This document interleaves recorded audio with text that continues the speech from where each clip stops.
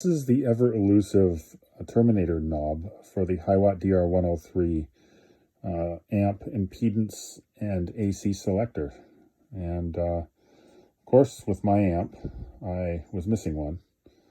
And there was a very crude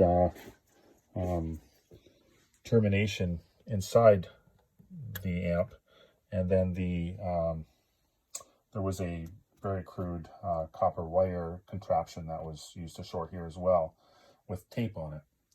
So what I put some thought into how to make a replacement switch. And this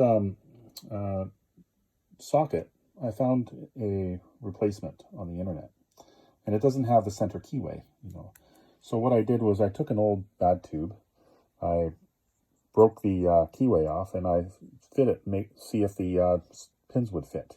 And of course they did. So I took that tube apart, and it had 5 pins. I've got 2 left here. And you notice the groove, the channel in the pin here where it was fitted inside the socket. You don't see it here because it was inside the plastic. That's a good support.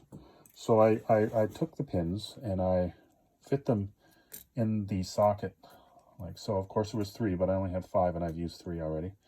And on the original, you see that the center one was a little bit longer. So I just pushed the center one in a little bit more. And I used this heavy gauge wire to solder it together. And I put 2 levels of wire, one there and up and over again, and supported them nice and strong. So I had the channels for support and I had the wire for support. And I found this knob, and this knob was good because it was deep and it was almost hollow. It had two rows of channel there with some cross channeling. And I was able to cut that cross channeling out with a heated X-Acto knife and make a nice hollow channel. I fit my little contraption in, and you can see that it went all the way in past the channel, the little grooves here. And so I got some really good support there. And I used this fast set epoxy to fill it with. And it ended up turning out really well. I'm really happy with this. I'm not too worried about the little bubbles or the extra paint on there. But it turned out really well. It fits really well. Let's see here.